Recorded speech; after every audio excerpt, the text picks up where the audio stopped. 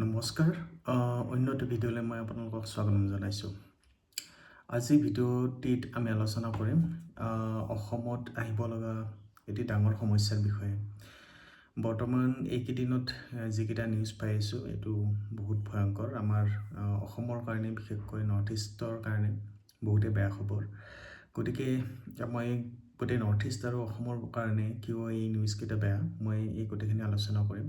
আৰু তাৰ কাৰণে চৰকাৰ বা আপোনালোকে নিজেই, আমি অসমীয়া মানুহখিনি কেনেকৈ সাৱধানতা অৱলম্বন কৰিব লাগে তাৰ বিষয়ে আলোচনা কৰিম। এতিয়া এই যিটো বস্তু আলোচনা কৰিম বুলি ভাবিছোঁ সেইটো হৈছে, বৰ্তমান আপোনালোকে দেখিছে বাংলাদেশত ৰিচেণ্টলি যিটো PM আছিলে, শ্বেখ হাছিনা আছিলে, তেওঁক চেঞ্জ কৰি পেলাই তেওঁলোকৰ এই এটা ছাত্ৰ সংগঠনে এটা প্ৰটেষ্ট কৰি পেলাই তাৰপিছত ইমান ডাঙৰ কৰি দিলে যে তাৰ PM-এ বেলেগ এখন দেশত গুচি আহিব লগা হ'ল, ভাৰতত গুচি আহিব লগা হ'ল। আৰু লগতে ইণ্টাৰিম চৰকাৰ এখন তেওঁলোকে বনালে। চৰকাৰ মানে তেওঁ কোনো প্ৰাইম মিনিষ্টাৰ বা হেৰি নহয়, তেওঁ বৰ্তমান লিড কৰি আছে বাংলাদেশত। মহম্মদ ইউনুছ বুলি তেওঁ বৰ্তমান চৰকাৰখন চলাই আছে। গতিকে এই গোটেইখিনি বস্তু আমাৰ কাৰণে কিয় চিন্তনীয়, মই আপোনালোকক এটা এটা পইণ্টকৈ জনাই আছোঁ। বিশেষকৈ আমি তাৰ আগত যোৱাৰ আগতে আমি কেইটামান পইণ্ট জনা উচিত যে এই বস্তুখিনি বাংলাদেশত কোনে কৰি আছে আৰু তেওঁলোকৰ কি বেনিফিট আছে।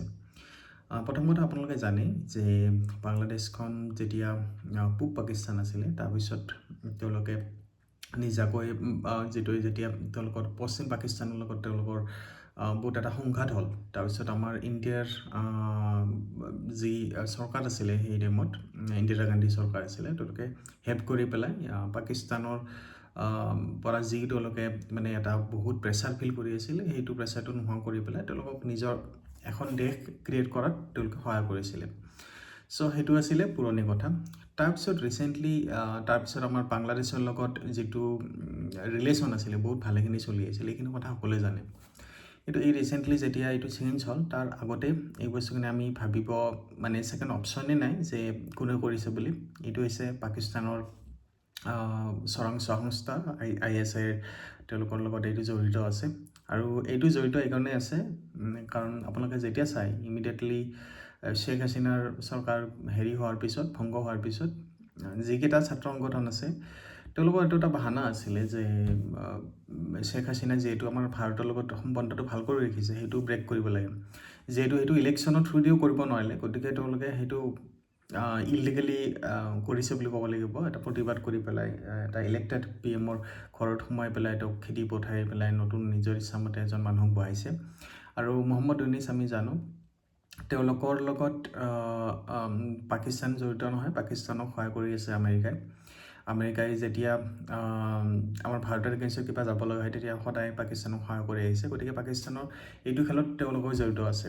আৰু মহম্মদ ইউনুছক যিটো আমাৰ হেৰি দিছিলে, এটা এৱাৰ্ড পাইছিলে তেওঁ কেইবছৰমান আগতে, সেইটো তেওঁক পুৰস্কাৰটো দিছিলে আমেৰিকাই। আৰু আমেৰিকাৰ তেওঁ এটা সংস্থাৰ লগত জড়িত আছে, জৰ্জ চৰোছ এজন বিখ্যাত ধনী মানুহ। তেওঁ মানে এনেকুৱা কাম কৰে যে কোনোবা এখন দেশত যদি চৰকাৰ চেঞ্জ কৰিব লগা হয়, তাত ইণ্টাৰফেয়াৰ কৰি পেলাই তেওঁ মানে চেঞ্জ কৰি পেলাই তাৰ পৰা মুনাফাটো আদায় কৰে। এতিয়া তেওঁ যদি ভাবে মোদী গভৰ্ণমেণ্টৰ এগেইনষ্টত কাম কৰিলে মোদী চেঞ্জ হ'লে তাৰপিছত হেৰি কৰিব পাৰে, লাভ হয়, তেতিয়া তাৰমানে মোদীক তেওঁ ভংগ কৰাৰ তেওঁ যিকোনো পন্থা ল'ব পাৰে। তেনেকুৱা এটা সংস্থা তেওঁলোকৰ। বহুত এনেকুৱা ইলিগেল ইনডাইৰেক্ট এক্টিভিটি বহুতে ধৰা পেলাইছে। আৰু বহুত কনস্পাইৰেচিও আছে তেওঁলোকে কেনেকৈ কাম কৰে বুলি। তো আমেৰিকাৰ সদায় এইটো এটা ষ্টাইল, তেওঁলোকে যিকোনো ধনী মানুহক তেনেকৈ ইউজ কৰে। মানে তেওঁলোকৰ মানে যিটো চোৰাংচোৱা সংস্থা আছে তেওঁলোকে সেইটো ইউজ কৰি পেলাই ধনী মানুহক সেইটো এটা দায়িত্ব দি দিয়ে যে এইখন কাণ্ট্ৰিত যিমান হেৰিলৈকে ফাণ্ডবিলাক আপুনি কৰিব পাৰে আৰু তাৰপিছত যিমান বেনিফিট হয় আপুনি পিছত পাব।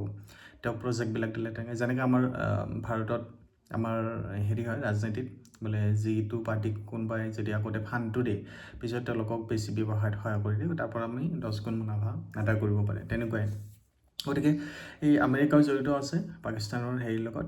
আৰু যদি আপোনালোকে চাই পাকিস্তানৰ লগত আমেৰিকা জড়িত হোৱাৰ কাৰণ হ'ল কাৰণ তেওঁলোকে ইয়াত আহি পেলাই আমাক ভাৰতক চকু দিব পাৰে। মই এটা ভিডিঅ' বনাইছিলোঁ বহুত কেইমাহমান আগতে যে তেওঁলোকে এখন খ্ৰীষ্টিয়ান কাণ্ট্ৰি, তাত এটা অংশ তেওঁলোকৰ, সেইটো এটা দ্বীপ টাইপৰ, দ্বীপ নহয় আচলতে, এইটো এটা অংশ য'ত তেওঁলোকে আমেৰিকাৰ সৈন্য তেওঁলোকে উপনিৱেশ কৰিম বুলি ভাবিছিলে, যাতে তেওঁলোকে আমাক বা চাইনাক তেনেকৈ তেওঁলোকে নিৰীক্ষণ কৰিব পাৰে। কাৰণ আমি ৰিচেণ্টলি বহুত ইণ্ডিপেণ্ডেণ্ট হ'ব বিচাৰিছোঁ যিকোনো ক্ষেত্ৰতে, মেক ইন ইণ্ডিয়া হওক বা যিকোনো ক্ষেত্ৰতে। গতিকে তেওঁলোকৰ ধৈৰ্য হোৱা নাই আৰু আমি তেওঁলোকৰ কথা মানা নাই বুলি গম পাইছে আমেৰিকাই।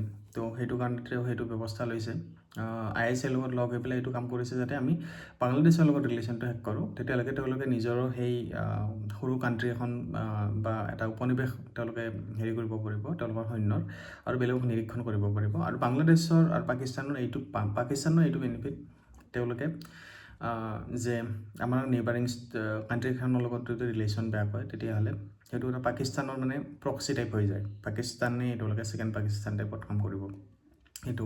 আৰু এইটো তেওঁলোকে কৰিব সক্ষম হৈছে তেওঁলোকৰ ধৰ্মৰ নামত বিভাজন কৰি। আমাৰ বৰ্তমান চৰকাৰ যেতিয়া হিন্দু ধৰ্মৰ বিষয়ে কিবা এটা কয় বহুত মানুহে মানে বেয়া পায়, কিন্তু আমাৰ কাষতেই দুখন কাণ্ট্ৰি আছে য'ত ধৰ্মৰ নামতে বিভাজন হয়। এতিয়া দেখা পালে আপোনালোকে PM পৰ্যন্ত চেঞ্জ হৈছে। আমাৰ হিন্দুখিনিৰ ওপৰত বহুত অত্যাচাৰ ভাৰততো হৈছিলে, কিন্তু আমাৰ হিন্দুখিনি কেতিয়াও এনেকুৱা কৰা নাই যে কোনোবা গৈ পেলাই ইন্দিৰা গান্ধীক বা ৰাজীৱ গান্ধীক গৈ পেলাই একেদিনাই তাৰ পৰা ক্ষমতাচ্যুত কৰিছে। গতিকে আমি তেওঁলোকক অবজাৰ্ভ কৰা উচিত, আমি শিকা উচিত বুলি নকওঁ, কাৰণ তেনেকুৱাটো ইলিগেল। গতিকে এইটো ধৰ্মৰ নামত বিভাজন হ'ব নালাগে। গতিকে বাংলাদেশত তেওঁলোকে কি কৰিছে, ISIয়ে সকলোকে মানে যেনেকৈ হোৱাটছএপ হওক বা যিকোনো মাধ্যমেৰে হওক তেওঁলোকক ইনফ্লুৱেঞ্চ কৰিছে যে ভাৰতেই বাংলাদেশখন চলাই আছে, আৰু তেওঁলোকৰ গভৰ্ণমেণ্ট শ্বেখ হাছিনা যি আছিলে তেওঁ আমাৰ ভাৰতৰ এজেণ্ট হয়। তেনেকুৱা কৰি তেওঁলোকক বিপথে পৰিচালনা কৰিছে, আৰু লগতে এইবিলাক যিবিলাক আপোনাৰ হেৰি হৈছে, এটাক হৈছে, কিবা হৈছে, গোটেইখিনি তেওঁলোকে মেনেজ কৰিছে তেনেকুৱা। গতিকে তাত এতিয়া হিন্দুৰ ওপৰত এটাক হ'ব আৰম্ভ কৰিছে, এইটো বহুত কমন, আৰু আগৰ পৰাই আছিলে, এতিয়া আৰু বেছি কমন হৈ গৈছে। আনকি এনেকুৱা অৱস্থা আছে কি যিসকলে ছেকুলাৰিজিম তেওঁলোকে দেখাই আছিলে তাত বোলে আমাৰ হিন্দুৰ ওপৰত আক্ৰমণ হোৱা নাই, এইবিলাক ভাৰতৰ হিন্দুৱে আমাক এনেই হেৰি কৰি আছে বুলি, উচতাই আছে বুলি, কিন্তু তেওঁলোকক ৰিচেণ্টলি বহুতটা নিউজ আহিছে তেওঁলোকৰ ওপৰত আনকি তেওঁলোকৰ মাটি জাতি দখল কৰি লৈছে তেনেকুৱা। চ' এইটো অকল তেওঁলোকৰ চিন্তাৰ বিষয় নহয়, তাত থকা হিন্দু আমাৰ অসমখনৰ কাৰণে আৰু বেছি চিন্তনীয়। কাৰণ মই আপোনালোকক অসমৰ সমস্যাটো কৈ আছোঁ। বৰ্তমান গোটেই নৰ্থ ইষ্টখনেই আপোনাৰ বহুকেইটা ইণ্টাৰনেশ্যনেল চোৰাংচোৱা সংস্থাৰ এটা উপনিৱেশ বুলি ক'ব পাৰি। তাত বহুত তেওঁলোকৰ এজেণ্ট সোমাই আছে, তেওঁলোকক আপোনালোকে বিপদ হৈ পৰিচালনা কৰিব খুজিব, আপোনালোকক গাঁৱে ভূঞে সোমাই পেলাই আপোনালোকক বেলেগকৈ বিপদ। এনেকুৱা নহয় যে তেওঁলোকৰ মানুহ, মানে কি তেওঁলোক এজন আমেৰিকান আহি পেলাই বা এজন পাকিস্তানী সোমাই পেলাই তাত কৰি আছে। আজিকালি ইণ্টাৰনেটৰ যুগ, কাৰোবাক ইনফ্লুৱেঞ্চ কৰি পেলাই, কাৰোবাক হেৰি কৰি পেলাই আপোনালোকৰ নিজৰে মানুহ, অসমৰে মানুহ আপোনালোকক বিপথে পৰিচালনা কৰিব, যে মোদী গভৰ্ণমেণ্ট একদম বেয়া বা ভাৰত চৰকাৰ একদম বেয়া, আপোনাৰ ওপৰত অত্যাচাৰ কৰি আছে তেনেকুৱা। চ' এনেকুৱাকৈ তেওঁলোকে আমাৰ সকলোতে সোমাই আছে। গতিকে তেওঁলোকৰ টাৰ্গেট হ'ল যে নৰ্থ ইষ্টখনৰ যিটো আমাৰ চিকেন নেক আছে, আমাৰ অলপমান লাগি আছে ভাৰতৰ লগত, সেইখিনি যিটো কব্জা কৰিব পাৰি তেতিয়াহ'লে আমাৰ কানেকশ্যনটো কমপ্লিটলি বন্ধ হৈ যাব। আৰু কানেকশ্যনটো বন্ধ হ'লে কি হ'ব, তেওঁলোকৰ এটা ডাঙৰ সপোন আছিলে আগৰ পৰাই যে গ্ৰেটাৰ বাংলাদেশ বুলি, মানে কি বাংলাদেশখন বঢ়াই আনি পেলাই অসমখন গোটেই কব্জা কৰিব আৰু ইফালে ৱেষ্ট বেংগল কব্জা কৰিব। আৰু তাৰ কাৰণে তেওঁলোকে প্লান কৰিছিল কি আমাৰ অসমত বেংগলী মানুহৰ সংখ্যাটো বঢ়োৱা। মই এইটো কথাত হিন্দু মুছলিম কৰাটো নিবিচাৰোঁ, কাৰণ এইটো এনেকুৱা তেওঁলোকে পন্থা ল'ব পাৰে যে আমি গোটেই হিন্দু মানুহখিনিকো ইনফ্লুৱেঞ্চ কৰি পেলাই তেওঁলোকৰ এণ্টি ইণ্ডিয়া এটা হেৰি কৰি দিওঁ, আমি বেংগলী গোটেইখিনি মিলি পেলাই এখন বাংলাদেশ বনাম বুলি। তেনেকুৱা কৰি পেলাইও আমাৰ অসমখন হওক আপোনাৰ বেংগলখন কাট আউট কৰি পেলাই লৈ যাব পাৰে তেওঁলোকে। তেনেকুৱা হ'ব পাৰে যেতিয়া অসমত বেছি হিন্দু বেংগলী বা মুছলিম বেংগলী হয়, যিয়ে হওক নহওক কিয় তেনেকুৱা হ'ব পাৰে। গতিকে সেই মানুহখিনি ধ্যান দিয়া উচিত যে তেওঁলোকে ইনফ্লুৱেঞ্চ নহয়, আৰু অসমৰ আমাৰ যিখিনি লোকেল মানুহ আছে তেওঁলোকেও যাতে হেৰি নকৰে, মানে কি কয় এইটো চকু ৰাখে অলপমান, যাতে মানুহখিনি ইনফ্লুৱেঞ্চ নহয় আৰু আমাৰ এগেইনষ্টত নাযায়। গতিকে অসমৰ যিখিনি আমাৰ সুৰক্ষাৰ ব্যৱস্থা আছে চৰকাৰৰ সেইটোত গুৰুত্ব দিয়া উচিত কাৰণ এতিয়া এনেকুৱা অৱস্থা হৈছে আপোনালোকে নৰ্থ ইষ্টখন একটো আপোনাৰ ডাঙৰ ডাঙৰ চোৰাংচোৱা সংস্থা তেওঁলোকৰ চকু পৰিছে গোটেই মানে ডাঙৰ আপোনাৰ ইজৰাইল হওক আমেৰিকা হওক ISI হওক আপোনাৰ ৰাছিয়া হওক গোটেইখিনি আমাৰ নৰ্থ ইষ্টত চকু পৰিছে যেনেকৈ চিৰিয়া ইৰাকত চকু পৰি পেলাই আপোনালোকে অৱস্থাটো দেখিছে কি হৈছে যেতিয়া তেনেকুৱা চোৰাংচোৱা সংস্থা চকু পৰে 5-10 বছৰৰ ভিতৰত আপোনালোকৰ সেই দেশেই হওক ৰাজ্যই হওক তাৰ অৱস্থা একদম নিশ্চিহ্ন কৰি পেলাব পাৰে ইমান ডাঙৰ শক্তি তেওঁলোক গতিকে আপোনালোকে মণিপুৰত দেখিছে কি হৈছে ইমান অশান্ত কৰি পেলাইছে তাত কি কৰিছে ইনফ্লুৱেঞ্চ কৰিছে এটা জনগোষ্ঠীক যে এটা এগেইনষ্টত ম্যানমাৰৰ থ্ৰু দি আনি পেলাই তেওঁলোকক ড্ৰাগছ ছাপ্লাই কৰি পেলাই তেনেকৈ কৰিছে অসমতো বহুত এনেকুৱা ঘটনা ঘটি আছে যে প্ৰথমে যিকোনো এটা এৰিয়া ডিষ্টেবিলাইজ কৰিব খুজিলে তেওঁলোকে এইটো কাম কৰিছে ড্ৰাগছ ছাপ্লাই হওক বা এনেকুৱা প্ৰডাক্টবিলাক সোমাই পেলাই তাৰপিছত মানুহখিনিক মগজুটো খাই পেলাই তাৰপিছত তেওঁলোকক ইনফ্লুৱেঞ্চ কৰিব সহজ হয় তাৰপিছত তেনেকুৱা কৰি পেলাই পিছত কি কৰিব এনেকুৱা আমাৰ তাতেও ডিভাইড হ'ব মই এতিয়াও বহুত দেখা পাওঁ বহুত ল'ৰা ছোৱালী আমাৰ ইনফ্লুৱেঞ্চ হোৱা যেন লাগে তেওঁলোকে নিজৰ জনগোষ্ঠীটোৰ কাৰণে এনেকুৱা কমেণ্ট বা আপডেট দিয়ে তাৰপিছত দেখা পোৱা যায় যে মানে আমি অসমীয়াই নহয় আমি ভাৰতীয়ই নহয় তেনেকুৱাকৈ কয় আমাৰ ধৰ্মই বেলেগ এইবিলাক ইনফ্লুৱেঞ্চ হ'ব আৰম্ভ কৰিছে চৰকাৰে এইটো চকু দিয়া উচিত আমাৰ কাৰণ তেনেকুৱা হ'লে কি হ'ব আমাৰ মণিপুৰৰ দৰে অৱস্থা হ'ব আৰু একদম মণিপুৰ একদম মানে বিৰাটেই অশান্ত হৈ আছে গতিকে কাষৰ ষ্টেট কেইখনো অশান্ত হ'বলৈ আৰম্ভ হৈছে মানে ত্ৰিপুৰা দেখিছে বাংলাদেশত হেৰি হোৱাৰ কাৰণে তাতো জ্বলি আছে বৰ্তমান গতিকে অসমখন নেক্সট ষ্টেপ আৰু অসমখনত আমি জানো বাংলাদেশী কিমান সংখ্যক আছে স্পেচিয়েলি বাংলাদেশী মুছলিম বহুত সংখ্যক সোমাই আছে গতিকে তেওঁলোকৰ যদি সেইখিনি বাংলাদেশী গ্ৰেটাৰ বাংলাদেশৰ যিটো উদ্দেশ্য তেওঁলোকৰ তেনেকুৱা যদি তেওঁলোকক ইনফ্লুৱেঞ্চ কৰিব পাৰি তেতিয়াহ'লে ভাবি চাওক মানে কেনেকুৱা এটা অৱস্থা হ'ব চাৰিওফালৰ পৰা মানে আল্টিমেটলি আমি মৰি আছোঁ গতিকে এইটো এটা বিৰাট ডাঙৰ চিৰিয়াছ ইছ্যু ইফালে ৱেষ্ট বেংগলীখিনিকো তেওঁলোকে ইনফ্লুৱেঞ্চ কৰিব পাৰে পিছলৈকে বুলি অকল যেতিয়া মুছলিমখিনি যদি ইনফ্লুৱেঞ্চ নহয় তেতিয়া দেখিছোঁ যেন আমি এজ এ বেংগলী এইখিনি মানে অধিকাৰ কৰিম আমি বাংলাদেশ গ্ৰেটাৰ বাংলাদেশ বনাম অকল বেংগলী মেজৰিটি থাকিব ইয়াত তেনেকুৱা হ'ব পাৰে ইভেন অসমতো হ'ব পাৰে এইটো গতিকে এইটো এটা চিন্তনীয় বিষয় আৰু মই ভাবোঁ অহা কেইবছৰমানৰ ভিতৰত অসমখন বহুত অশান্ত হ'ব যেনেকৈ এটা সময়ত আমাৰ উগ্ৰপন্থী সন্ত্ৰাসবাদী সংগঠন তেওঁলোকে বহুত উৎপাত কৰিছিল আনকি প্ৰত্যেকটো কিছুমান জনগোষ্ঠীৰতো 2-3টাকৈ সংগঠন আছিলে তেওঁলোকে কণ্টিনিউৱাছ বম্বিং কৰিছিলে তাত হেৰি কৰিছিলে তাৰপিছত আলফাও কৰিছিলে বহুত ঠাইত বহুত বছৰ এতিয়াও কৰি আছে এতিয়া বহুত কমিছে যদিও গতিকে সেই ষ্টেজটো তাতকৈ আনকি ভয়ানক ষ্টেজ হ'ব বুলি মই এটা প্ৰেডিকশ্যন কৰিছোঁ গতিকে মই এইটো ভয় খুৱাব কোৱা নাই কিন্তু মই ভাবোঁ এইটো হ'ব কাৰণ মই ইণ্টাৰনেশ্যনেলি যিমানবোৰ কাণ্ট্ৰি হওক বা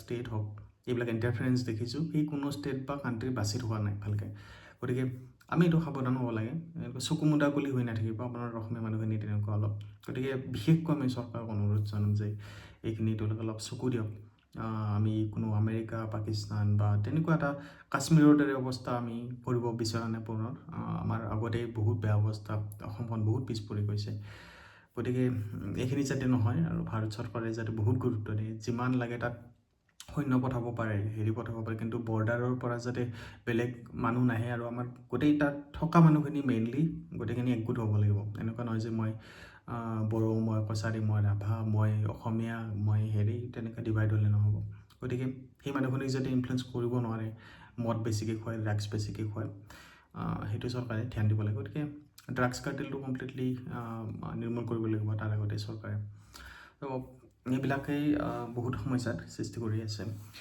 গতিকে আপোনালোকে ভয় খাব নালাগে মই এইটো ভয় খোৱাৰ উদ্দেশ্য মনা নাই কিন্তু সাৱধান হোৱা উচিত আমি গোটেইখিনি মানুহে গতিকে ভিডিঅ'টি ভাল লাগিলে শ্বেয়াৰ কৰিব এইটো এটা বহুত ইম্পৰ্টেণ্ট মেছেজ মই ডিছক্লেমাৰ পুনৰ দিছোঁ এইটো ভয় খুৱাবৰ কাৰণে নহয় যিখিনি অবজাৰ্ভেশ্যন আছে মোৰ সেই অবজাৰ্ভেশ্যনখিনি ৰাখিছোঁ আপোনালোকৰ আগত আপোনালোকে নিজৰ বিবেকেৰে এবাৰ ভাবি চাওক তাৰপিছত আপোনালোকে নিজেই যি কৰিব লাগে কৰিব এইখিনি আছিলে আজিলৈ ধন্যবাদ